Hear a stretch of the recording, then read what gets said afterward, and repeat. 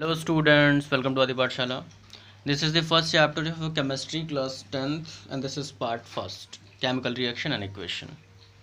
आज का जो वीडियो है इसमें हम लोग इस चैप्टर की बेसिक चीज़ों को स्टडी करेंगे. ठीक है, केमिकल रिएक्शन क्या होता है, रिवर्सिबिलिटी क्या होती है, एक रिएक्शन का रिवर्सिबल होना या इरिवर्सिबल होने का क्या मतलब होता है, और भी कुछ चीज़ें हैं. ठीक है, स्टार्ट करते हैं.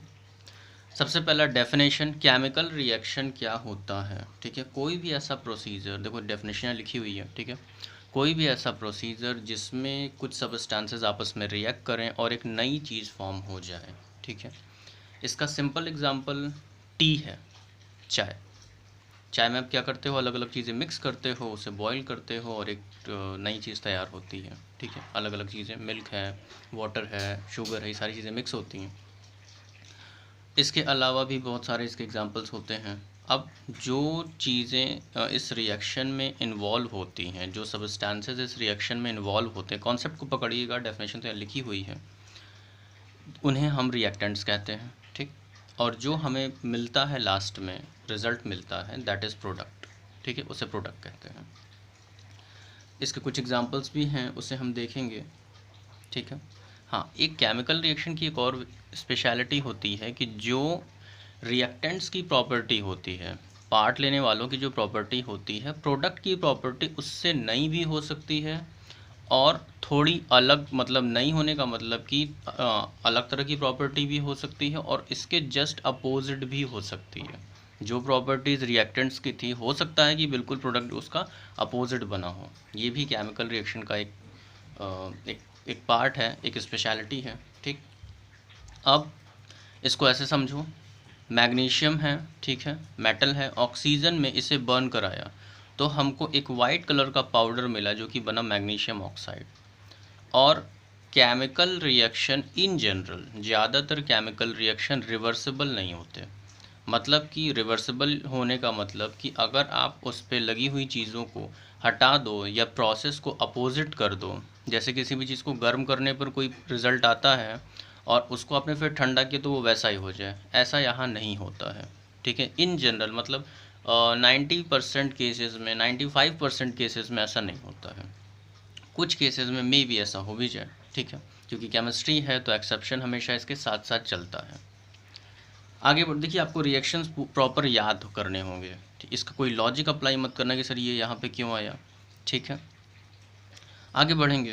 केमिकल रिएक्शन में हाँ एक चीज़ और होती है कि जो एटम्स इसमें इन्वॉल्व हैं वो नहीं बदल जाते हैं. जैसे मैग्नीशियम और ऑक्सीजन है तो जो रिजल्ट है वो मैग्नीशियम और ऑक्सीजन को कंटेन करेगा. ऐसा नहीं कि यहाँ पर कुछ, यहाँ पे कैल्शियम आ गया या पोटेशियम आ गया, ऐसा कुछ नहीं होगा. ठीक, कोई नई चीज़ बनने का मतलब जो भी बनेगा वो इन्हीं से मिल करके बनेगा. ठीक, मे भी उसकी प्रॉपर्टीज़ थोड़ी अलग हों, वो एक अलग केस है.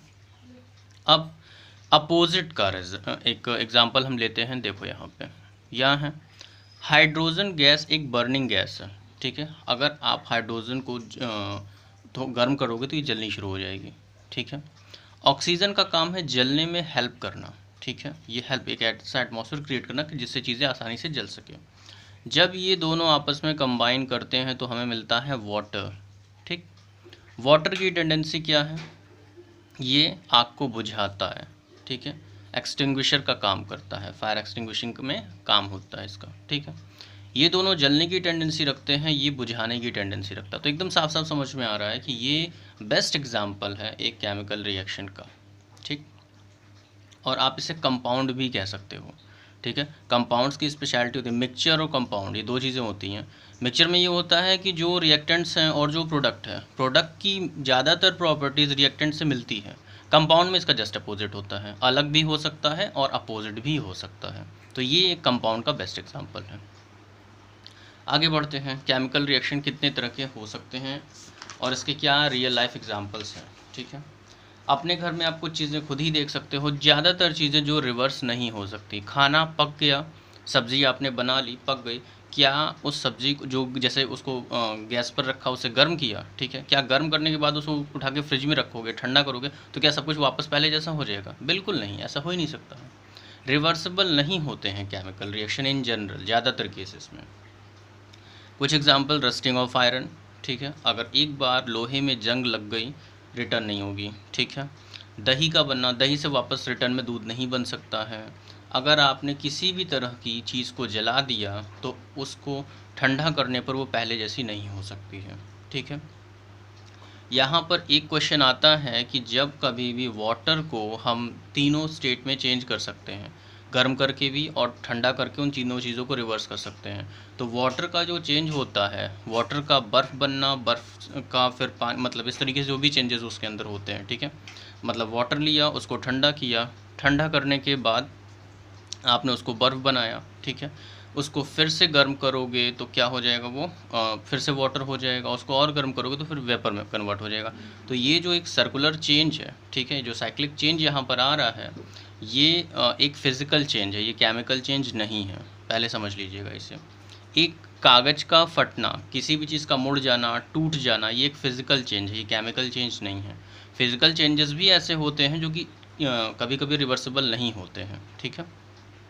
खैर, digestion, respiration, ripening of fruit, ये सब आपको दिख रहा है, ठीक है। अब एक बार एक फ्रूट पक जाएगा, ठीक है, एक बार एक फ्रूट पक जाएगा तो फिर से उसको वापस से टेम्परेचर चेंज करके या एटमॉस्फेयर में बदलाव करके उससे आप चेंज नहीं कर सकते हो। सीधी सी चीज़ें हैं। आगे देखेंगे एक केमिकल रिएक्शन में क्या क्या चीज़ें होती हैं, क्या क्या, कैसे पता करेंगे कि ये केमिकल रिएक्शन है। तो देखिए, ये 5 चेंजेस उसमें होते हैं, पाँचों एक साथ नहीं होते हैं, ठीक है। कोई एक एक हो सकता है, कोई 2 हो सकते हैं, कोई भी 3 हो सकते हैं। कौन कौन से? या तो उसमें से गैस रिलीज़ होगी, एक ही गैस रिलीज़ होगी, या फिर एक प्रेसिपिटेट फॉर्म होगा। प्रेसिपिटेट क्या होता है? प्रेसिपिटेट एक सॉलिड इनसॉल्युबल सब्सटेंस होता है जो कि रिएक्शन के बाद मिलता है हमें, जो कि आपके कंटेनर के बॉटम में जाके सेटल हो जाता है। That is precipitate, solid form में होता है। चेंज इन कलर, कलर में चेंज हो सकता है, टेम्परेचर में चेंज हो सकता है, एंड स्टेट में चेंज हो सकता है। लिक्विड है तो गैसेस बन सकता है, गैसेस है तो सॉलिड बन सकता है, कुछ भी, ठीक है। यहाँ चीज़ें होती हैं, कुछ पैरामीटर्स का भी यहाँ ध्यान रखना होता है। अब हम लोग एक एक करके इन चीज़ों को स्टडी करेंगे, ठीक। इवोल्यूशन ऑफ गैस, गैस का इवॉल्व होना। देखिए, जब आप जिंक, एक मेटल है, जिंक का रिएक्शन सल्फ्यूरिक एसिड से कराते हो, ठीक है, H2SO4 सल्फ्यूरिक एसिड से कराते हो, तो ये ज़्यादा रिएक्टिव होता है, ठीक है, ये हाइड्रोजन को रिप्लेस करता है। अब इस केस में आपको रिप्लेसमेंट नहीं समझना है, सीधा सीधा कॉन्सेप्ट समझ लो, पूरा रिएक्शन आपको याद करना है, दैट्स इट। तो जिंक इससे ज़्यादा रिएक्टिव है, इसने हाइड्रोजन को रिप्लेस किया, हाइड्रोजन गैस बाहर हो गई, एरो का सिंबल बता रहा है कि गैसेस स्टेट में है। वैसे अब हम लोग यहाँ पर जी लिखते हैं, ठीक है, गैसेस स्टेट को बताने के लिए, सॉरी ये। तो आगे देखेंगे तो यहाँ पर जिंक सल्फेट बना है, ठीक है, जिंक सल्फेट, और हाइड्रोजन गैस रिलीज़ हुई है। तो गैस का इवोल्यूशन का ये एग्जाम्पल हो गया। एग्ज़ाम में अगर आपसे पूछता है कि कोई ऐसा रिएक्शन बताइए, या जिंक पे ही पूछ दिया, तो आपको ये चीज़ें याद होनी चाहिए ताकि आप बता सको।